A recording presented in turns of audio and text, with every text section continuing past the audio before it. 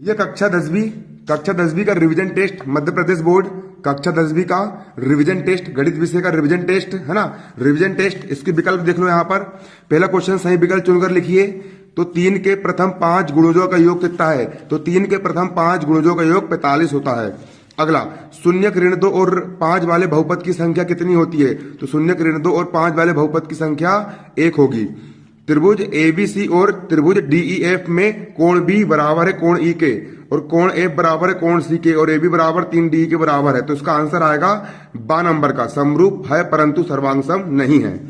अगला समीकरण है x की घात 2 धन 1 की होल घात 2 ऋण 1 x की घात 2। ये इसके चार वास्तविक मूल आएंगे, क्योंकि x की घात 2 का वर्ग करोगे तो x की घात 4 आएगा, तो उसके 4 वास्तविक मूल आएंगे। मैं खाली आंसर बता रहा हूँ, सोल्व करके नहीं दिखा रहा हूँ, है ना।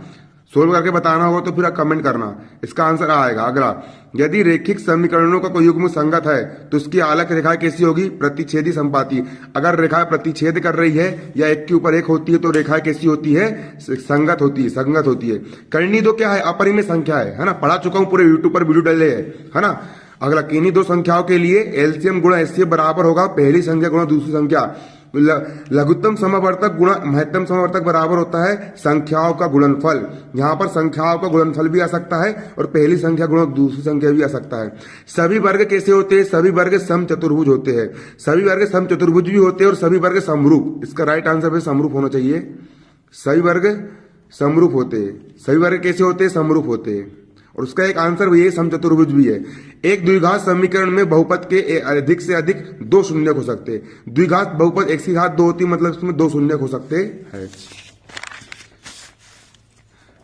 है ना। देखो, अगला तुम्हारा सही जोड़ी बनाइए। यूक्लिड विभाजन एल्गोरिथम में होता है। मूल बिंदु के निर्देशांक 0 0 होते हैं। ए अल्फा प्लस बीटा बराबर माइनस b बटे a होता है। x की घात 3 एक त्रिघात बहुपद है और c बराबर dq धन r। इसका ये वाला आंसर आएगा। अगला, एक प्राकृत संख्या अभाज्य गुणनखंड उसके गुणनखंडों के क्रम को छोड़ते हुए अद्वितीय होता है। सत्य है। घात 1 के बहुपद को द्विघात बहुपद कहते हैं। गलत है। सभी सर्वांग सम आकृति समरूप होती है परंतु इसका विलोम सत्य नहीं है। सही है।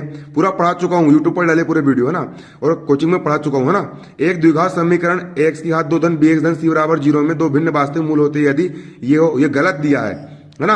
अगर इसका मान 0 छोटा है तो ये काल्पनिक मूल होंगे, वास्तविक नहीं होंगे, इसलिए गलत दिया है। अगला, a1 बटे a2 बराबर नहीं है b1 बटे b2। इस स्थिति में रैखिक समीकरण युग्म संगत होता है। गलत। वो सही है ना, संगत सही, सत्य है ये। क्लियर। अगला है, 2 रैखिक समीकरण युग्म का सबसे व्यापक युग। व्यापक रूप लिखिए। क्या बोल रहा? रैखिक समीकरण युग्म का सबसे व्यापक रूप।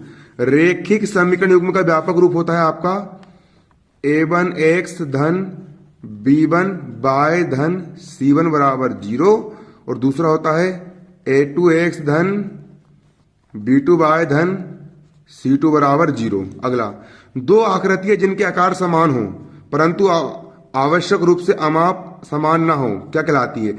जिनके आकार तो समान है लेकिन अमाप समान नहीं है। आकार समान है लेकिन अमाप आकार तो समान है लेकिन अमाप साइज कम ज्यादा, तो जो आकृति समरूप आकृति होती है। कौन सी होती है? समरूप आकृति कहलाती है ना। द्विघात समीकरण के शून्यक अल्फा और बीटा हो तो शून्यक का योग और गुणनफल लिखिए। शून्यक का योग अल्फा प्लस बीटा बराबर होता है ऋण b बटे a, और शून्य का गुणनफल अल्फा इंटू बीटा बराबर होता है c बटे a होता है। पाइथागोरस प्रमेय का कथन लिखो। तो पाइथागोरस प्रमेय का कथन जो कॉपी में लिख रहा हूं मैं, देखो, पाइथागोरस प्रमेय का कथन क्या होता है? पाइथागोरस प्रमेय का कथन होता है पाइथागोरस प्रमेय। ये मैंने लिखवाया था कॉपी में। गाइड दिखाओ पाइथागोरस, गाइड जल्दी दिखाओ, जल्दी टाइम नहीं कर। पाइथागोरस प्रमेय का कथन उस दिन लिखवाया था कॉपी में आप लोग को मैंने।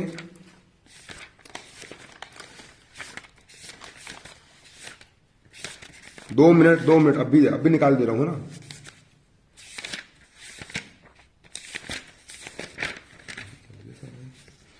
पाइथागोरस प्रमेय का कथन।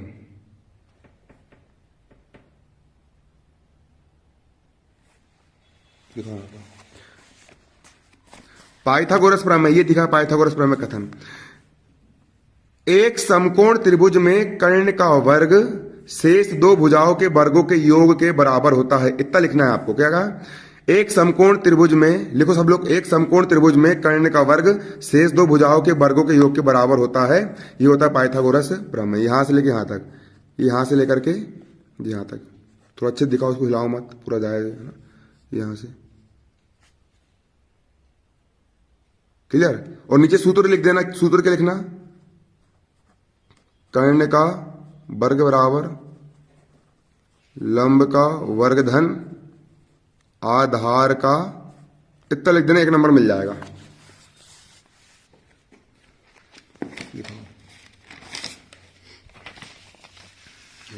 अगला है, अगला क्या तुम्हारा? समरूप आकृतियों के दो भिन्न भिन्न उदाहरण दीजिए। समरूप आप आकृति के, आपको हिलाओ मत मोबाइल को, है ना, अच्छे पकड़ो उसको दोनों हाथ से। समरूप आकृति के दो भिन्न भिन्न उदाहरण देना है। समरूप आकृति के उदाहरण, पहला वृत्त, सभी वृत्त समरूप होंगे, और दूसरा सभी वर्ग। सभी वर्ग भी क्या होंगे? समरूप होंगे। और चित्र बना देना, जे एक वृत्त हो गया, जो दूसरा वृत्त हो गया, समरूप है ना, है ना, वृत्त है ना, और दूसरा एक वर्ग हो गया और ये दूसरा वर्ग हो गया, जिससे चारों भुजाएं बराबर होती है। ये भी क्या है आपका? समरूप आकृति। सही वर्ग कैसे होते हैं? समरूप आकृति होती है। इसके बाद बुक रेडी रखो, सब कुछ रेडी रखो। देखो अब पहला क्वेश्चन क्या तुम्हारा?